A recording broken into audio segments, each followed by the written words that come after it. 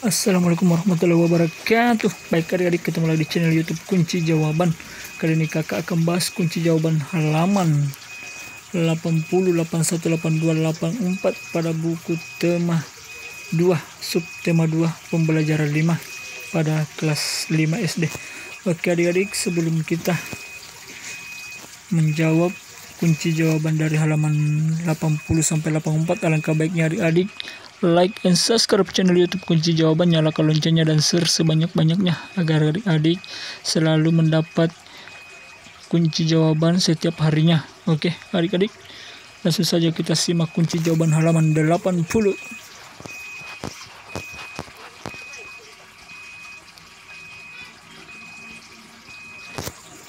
Kunci jawaban halaman 81 dan 82. Buatlah daftar pertanyaan dan jawaban berdasarkan bacaan penyakit pada sistem pernapasan di atas. Tuliskan dalam tabel seperti contoh berikut. Kata tanya apa? 1. Apa penyebab penyakit emfisema? Jawabannya adalah emfisema disebabkan oleh paru-paru mengalami pembengkakan karena pembuluh darah dan paru-paru kemasukan udara.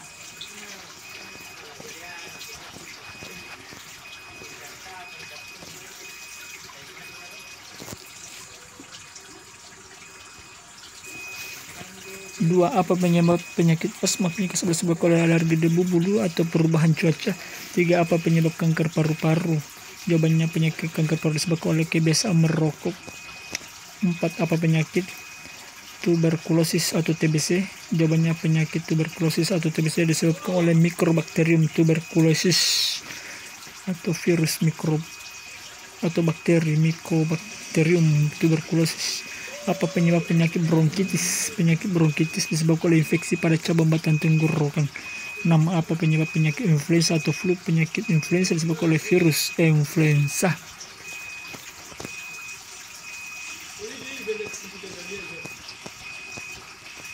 Kata tanya siapa? Siapa yang berisiko besar terkena penyakit kanker paru-paru? Jawabannya perokok berisiko besar penyakit kanker paru-paru. Siapa yang berisiko besar terkena penyakit emfisema? Jawabannya orang yang mengalami pembengkakan karena pembuluh darah pada paru-paru kemasukan udara. Siapa yang berisiko besar terkena penyakit asma? Orang yang mengalami kelainan penyumbatan saluran pernapasan disebabkan oleh debu, bulu, atau perubahan cuaca. Siapa yang berisiko besar terkena penyakit TBC, tuberkulosis? Jawabannya adalah orang yang terserang penyakit bakteri Mycobacterium tuberculosis.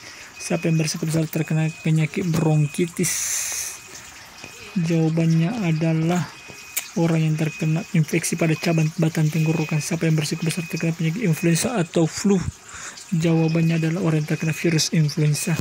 Selanjutnya, kata tanya di mana terjadi infeksi pada penderita penyakit bronkitis? Jawabannya infeksi pada penderita penyakit bronkitis terjadi pada cabang batang tenggorokan. Di mana terjadi pembengkakan pada penderita penyakit emfisema? Jawabannya pembengkakan pada penderita penyakit emfisema terjadi pada paru-paru. Di mana terjadi penyumbatan pada penderita penyakit asma? Jawabannya penyumbatan pada penderita penyakit asma terjadi pada saluran pernapasan. Di mana terjadi bintil-bintil pada penderita tuberkulosis TBC? Jawabannya bintil-bintil pada penderita tuberkulosis terjadi pada dinding alveolus.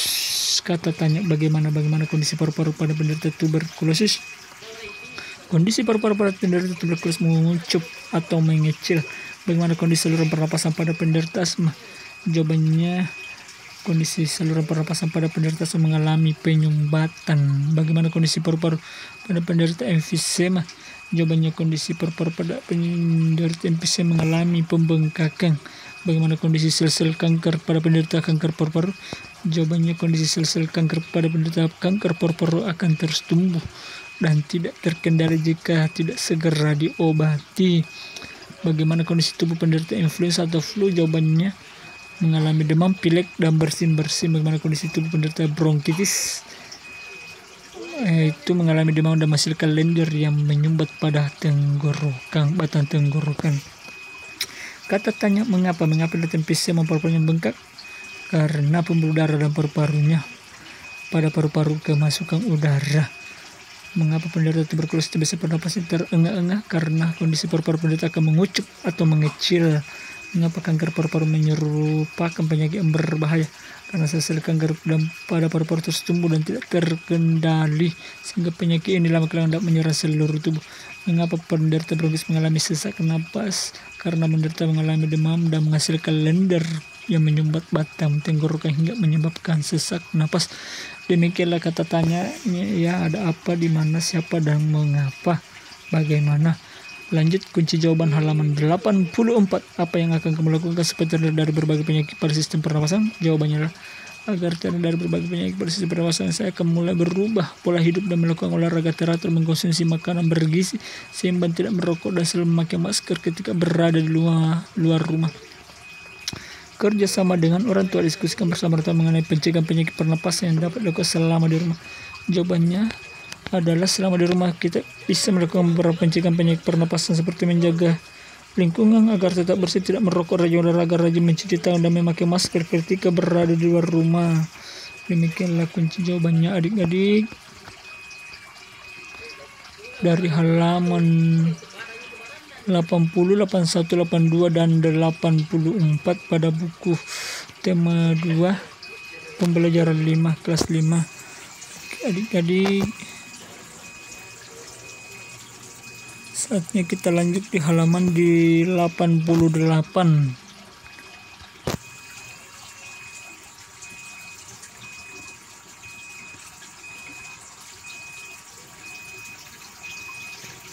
Halaman 88.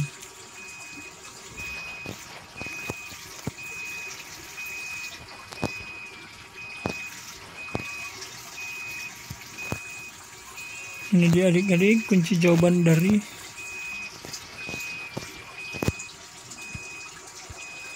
kunci jawaban tema 2 kelas 5 halaman 88, 89, dan 90 pada subtema 2 pentingnya udara bersih bagi pernapasan. Langsung saja kita simak kunci jawaban halaman 88.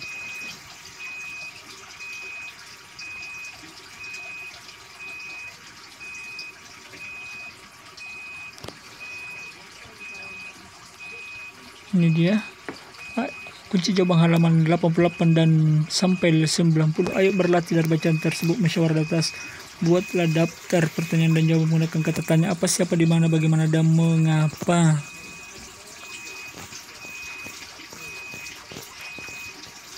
Tuliskan dalam bentuk tabel di bawah, kemudian gunakan untuk bertanya jawab dengan teman-teman kelompok dari kelompok lain. Apa yang dimaksud dengan keputusan bersama? Keputusan bersama adalah suatu keputusan sudah ditetapkan berdasarkan pertimbangan, pemikiran, dan pembahasan yang matang. Apa saja nilai mendasar saat pengambilan keputusan agar semua pihak merasakan keadilan? Nilai mendasar pengambilan keputusan agar semua pihak merasakan keadilan adalah nilai kebersamaan, nilai kebebasan mengumumkan pendapat, nilai menghargai pendapat orang lain, nilai jiwa besar, serta lapang dada melaksanakan hasil keputusan dengan rasa penuh tanggung jawab. 3. Apa ciri-ciri musyawarah untuk mufakat? Ciri-ciri musyawarah untuk mufakat antara lain sebagai berikut.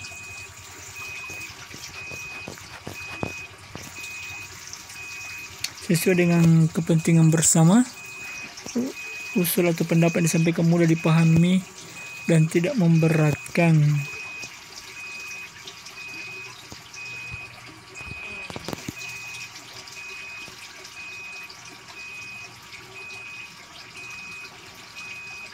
Dalam musyawarah pertimbangan moral ditamakan bersumber dari hati nurani, yang jadi pembicara harus diterima dengan akal hati nurani.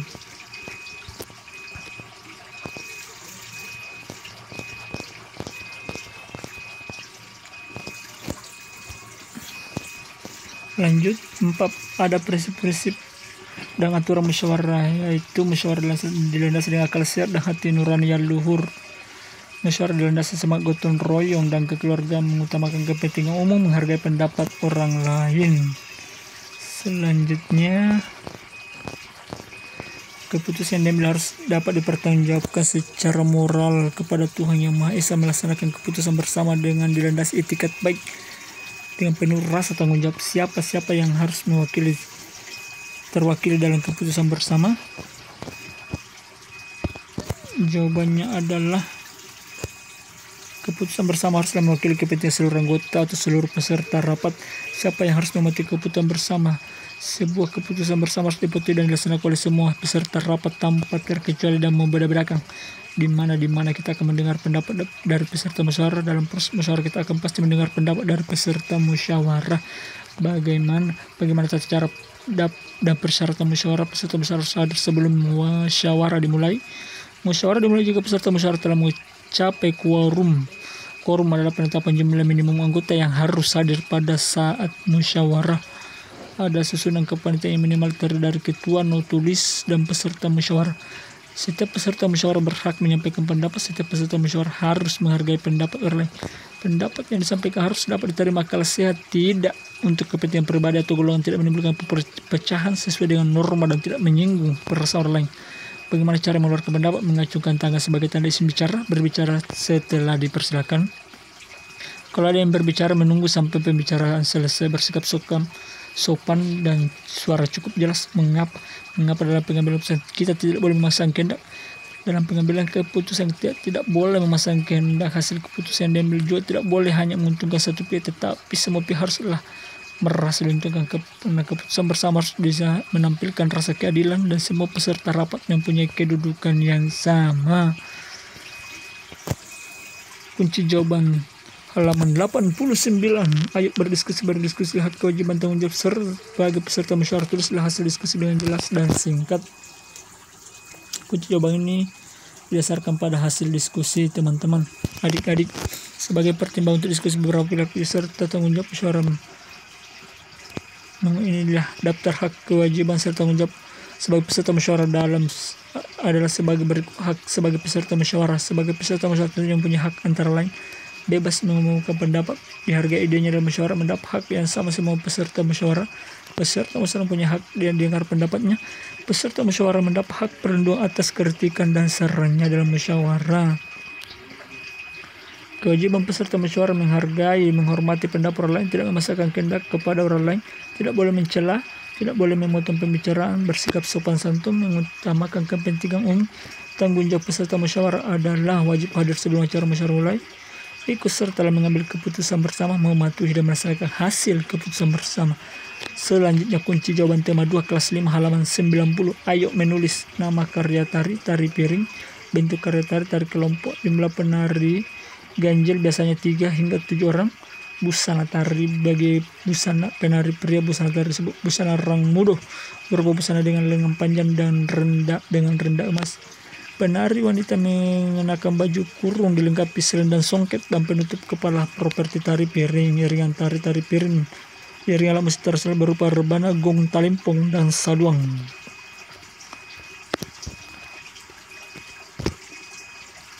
Demikianlah adik-adik kunci jawaban dari halaman 88, 89, dan 90. Oke adik-adik, tetap semangat belajar dan jaga kesehatan. Dan tetap berdoa adik-adik ya di masa pandemi ini. Oke adik-adik, semoga cepat pandemi ini berlalu dan kita bisa belajar tatap muka di sekolah. Oke adik-adik, jangan lupa like and subscribe channel YouTube Kunci Jawaban, nyalakan loncengnya dan share sebanyak-banyaknya agar adik-adik setiap hari mendapat update kunci jawaban dari channel YouTube Kunci Jawaban. Oke adik-adik, sekian dan terima kasih. Wassalamualaikum warahmatullahi wabarakatuh.